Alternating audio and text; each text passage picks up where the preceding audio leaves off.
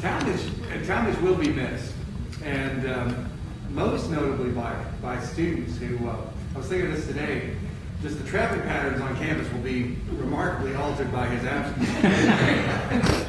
And if you've ever been stuck behind Talmadge on the loop, you know it's Talmadge. In fact, 15 miles an hour, middle of the road, and 15 is considered excessive. And in fact, on the way back from lunch, Abernathy and I encountered Talmadge on Industrial Parkway, getting off and going the wrong way on Shawnee Road, five minutes before his class was supposed to start. And I called him and I said, Talmadge, what on earth are you doing? He says, I'm finishing reading for class. And so if you ever wondered what he's doing when he drives his car, and when he's driving 50 miles an hour into random directions, it's because he's finishing his reading. That's how he comments on paper. And you think I'm kidding. There's Talmadge's exploits are legendary, as you know. Students one time joked about my life being like a novel, but mine's minor league compared to Talmadge's.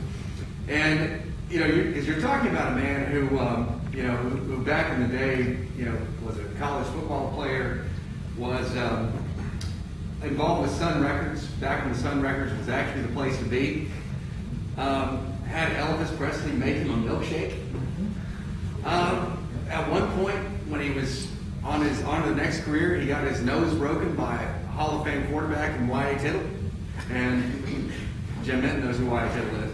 And I've often gotten those, and you just go down the list, and it's like Forrest Gump, but without the chocolates and any distance running ability. And sometimes I get the details backwards, and I think that somehow he broke Elvis Presley's nose and Y.A. Tittle made him a milkshake. After a while, it really doesn't matter. And the one thing that I'm really grateful for looking back on Talmadge's career is that when he married his fifth wife, I can't quite remember Talmadge. That's why Talmadge's favorite biblical verse is they neither marry nor were given in marriage.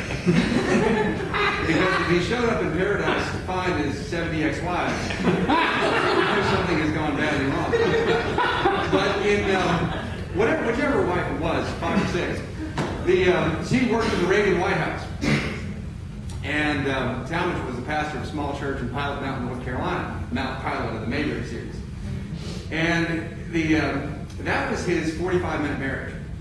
It's the one that some of you have heard this. It didn't make it past the reception, right? And because things had already gone wrong before the wedding reception was over and done. So I don't think that would actually count. But I'm really glad it didn't. Mainly for a number of reasons. Because if Talmadge had had access to the Reagan White House,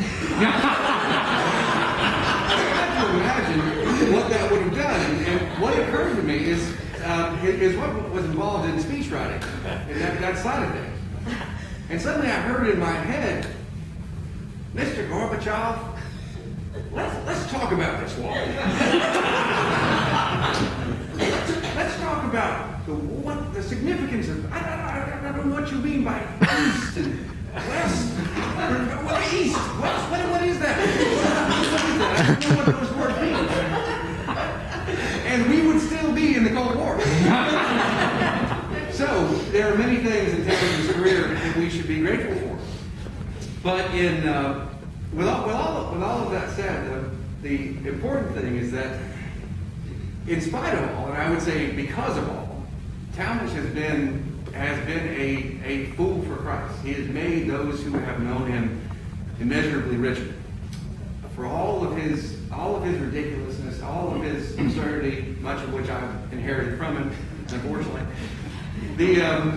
He has those who know him have known his kindness, his gentleness, his sincerity of purpose, and that something behind all that bluster is a heart and an immeasurable source of grace to those who know him.